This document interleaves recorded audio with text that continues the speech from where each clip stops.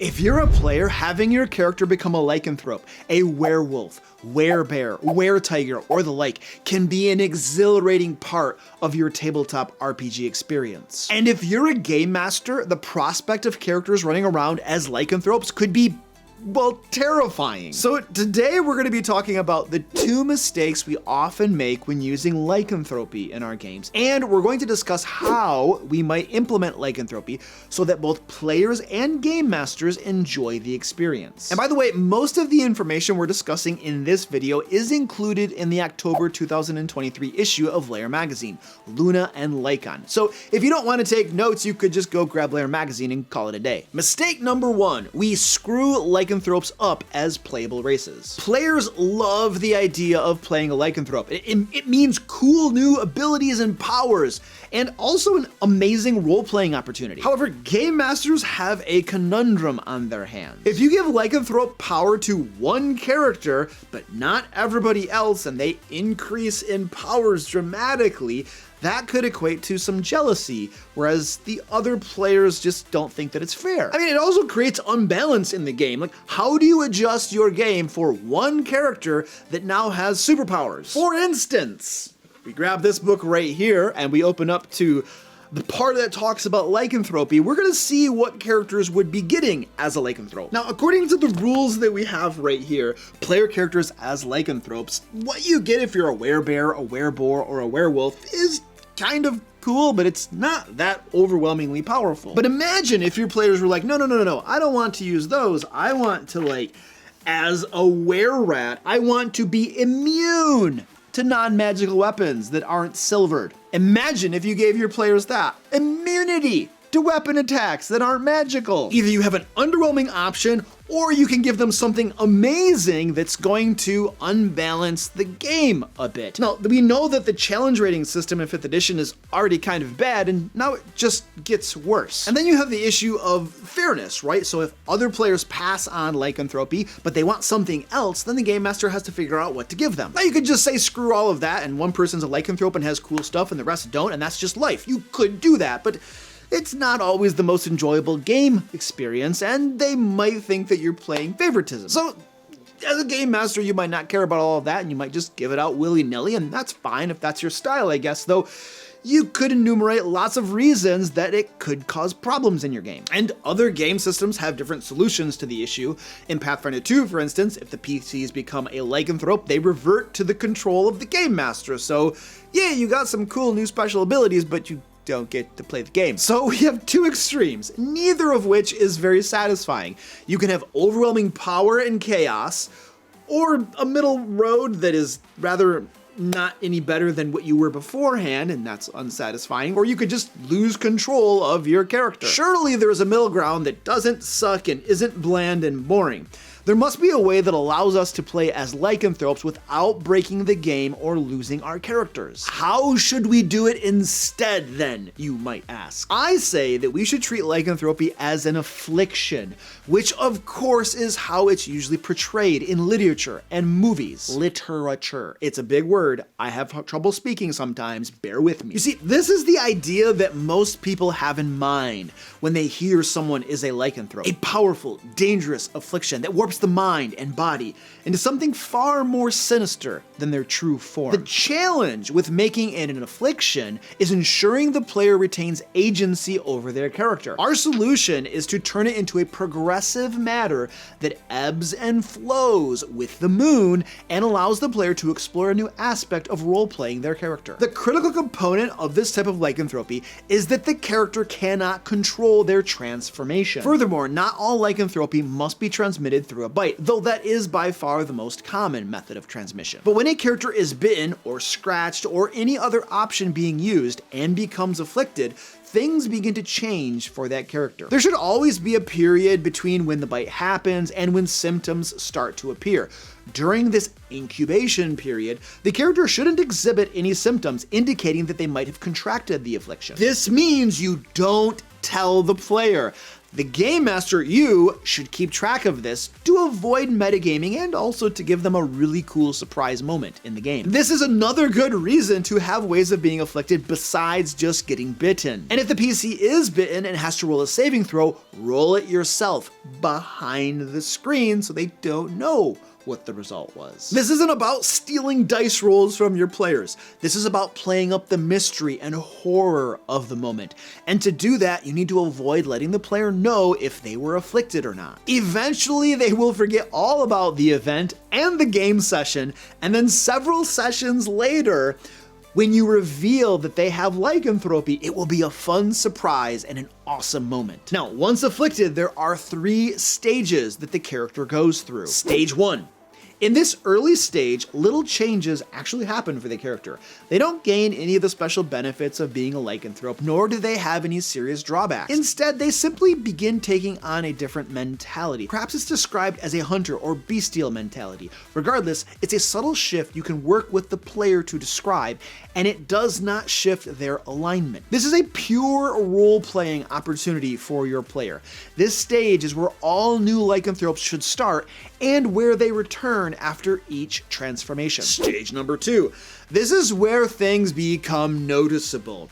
This stage begins about 2/3 of the way to a forced transformation. More on that later. And if a forced transformation occurs during a full moon, for example, this stage will begin about 10 days before that. During this stage, the character's bestial mentality is intensified by at least double. Make sure you ask them to roleplay that at the game table too, by the way. Their skin and face begin to vaguely resemble the creature they will become, but not to the extent that it becomes obvious there's something other than a typical person or elf or dwarf or whatever. At this stage, they gain the resistances, immunities, and vulnerabilities associated with their type of lycanthropy. However, do note that I would not give immunity to non-silver weapons myself. That would make them immune to the damages from like most creatures in the world, and that is way too much. I personally would give them resistance to damage from non-silver weapons. It's much more reasonable, although still very powerful. Stage 3.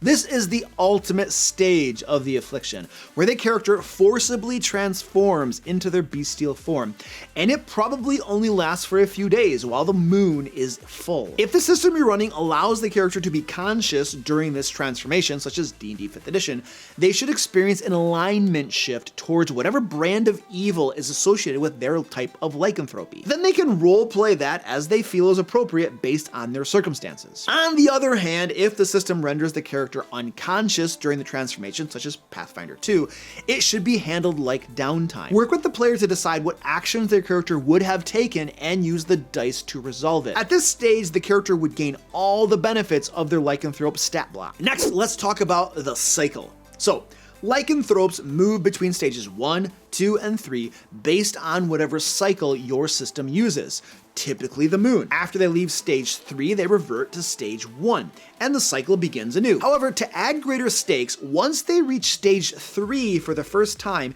they can try to resist their urges. If the character attempts to do this, they should roll either a wisdom saving throw or a will save, depending on the system. On a successful roll, they can resist the urge to kill, though they still experience a mental shift. If they fail, they cannot resist the urge to kill, though their targets are still up to them. We're assuming that when they transform, they become evil and just want to go hunt and kill things, of course, which is probably true for most game systems. The cure and the fall. In this system, being cured requires a character to resist their urge to kill in their transformed state. If they manage this and keep themselves in their right senses, they can seek a cure. The cure should be more challenging to find than simply casting a spell.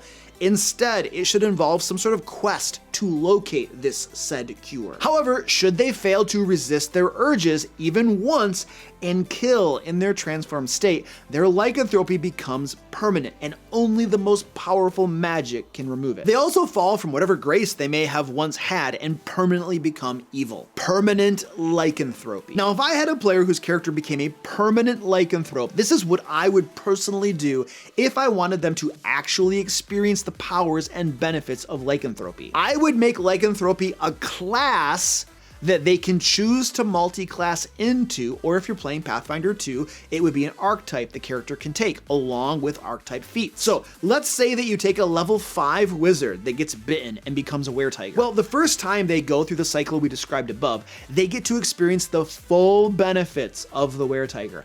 I would give the player a taste of how awesome it could be to be a weretiger wizard. And then, once the cycle begins anew and they lose their weretiger powers, I would tell the player that if they wish to continue down the road of being a weretiger, they need to master their own lycanthropic urges. And that means spending time focused on doing so. Otherwise, they would lose control of themselves. So, if they want to master this lycanthropic side of themselves, I would make a weretiger class that they could multi-class into. I would either design the class myself or go out on the internet and see if someone has already done this for me. And I bet someone has, and I also bet that it's probably too overpowered and I'll probably have to tweak it and put it in line with what I do in my games. Anyway, at each level up, the player can choose to either take a level in Wizard or a level in Weretiger. And as they level up in Weretiger, they would naturally unlock more and more benefits and powers as a Weretiger. The benefits of this approach are, first, it maintains balance in the game. Lycanthropy power replacing class power, in this case the weretiger powers instead of wizard powers, helps to balance things out. You're not just giving them one on top of the other, it's either or. Second, it allows player agency. They get to choose what to do. Take your levels in weretiger or take your levels in wizard. Each level, you decide. Essentially, it avoids most of the pitfalls of lycanthropy and provides most of the benefits of lycanthropy in player characters. In my opinion, it is a perfect solution. The only tricky part is like designing that lycanthropy class, right? Now, if you'd like to get a whole bunch of new werebeasts that you can use in your 5th edition or Pathfinder 2 games, were-spiders, were-snakes, and even were-dragons, you should check out this month's issue of Lair magazine, Luna and Lycan. In addition to loads of new were features, you're also going to get 2 level 5 and 6 mini adventures, 2 full-length adventures for levels 13 and 14, all featuring lycanthropes as villains and antagonists. Oh, and you'll also get 5 encounters with lycanthropes. We really loaded up lycanthropes on this month. It's October, I wonder why. And of course, everything comes complete with the digital maps. You'll need to run these using the virtual tabletop of your choice. Unless, of course, you use Foundry VTT, because in that case, you can get Lair magazine adventures as Foundry packs, 100% ready to plug and play. So if you'd like to get all those goodies, click that link below to learn more about becoming a DM Lair patron. Mistake number 2. We screw up lycanthropes as villains. If we cast our gaze to literature or movies, we see lycanthropes playing out their parts in mysterious and horrific ways. A lone werewolf taking out victims in back alleys with the local populace horrified that a killer is on the loose. No one wants to go out at night, perhaps even the day isn't safe. And the killer, the lycanthrope, can walk among them during the day, blending in perfectly, sowing gossip and fear, all the while picking their next victim. Or a gang of lycanthropes, wererats, let's say, running wild in the sewers. During the day, they are reputable members of society, a baker, a butcher, a blacksmith. But at night, they run the local thieves guild and even perform the occasional murder for hire. Or perhaps lycanthropy is an affliction, a pandemic that is spreading through the city, consuming person after person, and eventually the scales will shift so much that the city guard won't be able to hold the tide back, no matter how many werewolves they slay. However, instead of that, how do we often portray lycanthropes in our tabletop role-playing games? Well, if we look to a classic module, Curse of Strahd, and specifically the 5th edition version, we find a gang of werewolves just sort of hanging out in a cave out in the middle of nowhere. What are they doing? Not a whole lot. Oh, they occasionally, there are random encounters with them that the characters stumble across, and lumberjacks are the sort, perhaps looking to rough them up, perhaps demanding the characters relinquish all of their silver. But are the werewolves infiltrating the local town, Kresik? Do they serve as an active plot element in the region? Nah, they just kind of sit in their den, waiting for the characters to come slaughter them. Seems rather bland, if you ask me. I think I just broke my spine. It's like a missed opportunity, isn't it? Okay, sure, the people of Kresik stay walled in their town for fear of the werewolves, but surely werewolves could be put to better use than just prowling the woods and keeping terrified villagers walled up in their town. So what I'm suggesting is that instead, when we game masters employ lycanthropes or lycanthropy in our games, we should consider using them as one of the three methods I hit on previously, as a lone wolf, as a pack, or as an epidemic. Now, exactly how you choose to implement those in your games and how you structure your adventure is, well, up to you. However, to help you along that road, I'm going to delve a bit more into what each of these means and entails. But before we do that, could you do me a favor? If you're finding this information useful, please give me a thumbs up and share this video with others. One of the best ways you can help other game masters is by sharing helpful content. The lone wolf. Lone wolves are by definition loners. They operate alone, often attacking and killing seemingly at random. At first, their attacks may be considered the actions of a wild animal or rabid dog, rather than the far more sinister truth. In fact, lone wolves will often be fully integrated into society as known citizens, though some behaviors might mark them as out of the ordinary. The starting point to create a lone wolf as an antagonist is to consider the duality. More than as a pack or epidemic, a lone wolf is usually defined by their dual nature as a beast and a man. Where did that duality come from? Were they born into it, cursed from the moment they were born? If that's the case, they may seek revenge against their world for their affliction or for outcasting them. They may even seek political or military power to further their goals in both their forms. Of course, not all lycanthropes are born that way. In fact, few typically are. More commonly, the person will have been afflicted with lycanthropy, usually unwillingly. If this is the case, it is vital to ask whether they are conscious of their transformations. Those aware of their lycanthropy will often fall into the same tropes as those born as lycanthropes. Those unaware of it become far more complex. They serve as an antagonist found on the street, walking right next to you until the sun sets. It is the duality of their being that defines the lone wolf archetype. They may socially withdraw, hidden away from society lest anyone discover their secret. They know their survival depends on secrecy, for they are only truly powerful in their lycanthrope form. On the other hand, others will intermingle, taking to the saying, keep your enemies close. The pack. A pack of lycanthropes is the next tier above the lone wolf. These groups hunt and live together, often in the wilderness, but sometimes within a city. The most common way a pack starts is when a lone wolf embraces their affliction and begins to turn others into werewolves or wererats or wereboars or whatever type of were we're dealing with. This lone wolf then becomes the leader of the pack, often referred to as the alpha. This is where the formation of a lycanthrope pack begins. It is not something that remains static and unchanging. Instead, it evolves over time. The pack creates new members when needed. The group dynamics may shift and a subset may break off to form another pack. The options are fairly endless. Each time the pack encounters an obstacle, trial, or other adversity, it will change in some fashion. The size of these changes corresponds to the size of the adversity. Something minor will only have minor changes, while the death of a member may cause massive changes or even redefine the group. This highlights the core idea of the pack. It is about the pack first and above all else. Unlike other villainous groups such as vampires, a pack doesn't usually serve an individual. The fact that there is a leader is only in furtherance of the pack itself, rather than the other way around. Remembering this is critical to building an effective pack because it will influence the dynamics. Now, this isn't to say that they operate with a selfless hive mind like an insect. Each pack member still has aspirations and goals independent from the rest. However, the pack, from its structure to its members to the evolutions it will undergo, is for the furtherance of the pack. Each member benefits from this arrangement and can meet the goals they set for themselves in this way. After all, working together to achieve individual goals strengthens the individuals, which in turn strengthens the pack. The epidemic.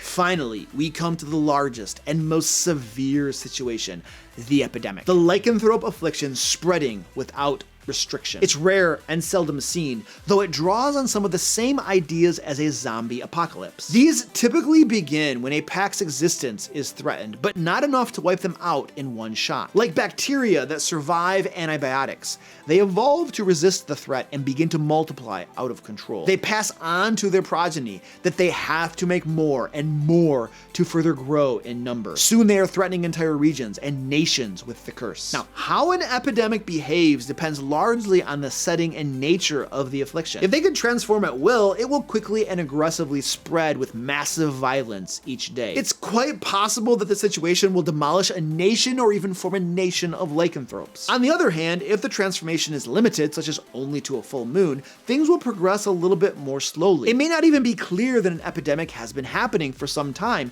since the transformations and victims only appear occasionally. And people often blame the violence on other things, such as a murderer. However, that's just what I think about using lycanthropes in our games. What do you think? Let me know down in the comments. Don't forget, if you're looking for loads of lycanthropes and other Game Master resources you can use in your games, look no further than Lair magazine. And if you'd like to learn how to run a rival adventuring party in your game, check out this video right here.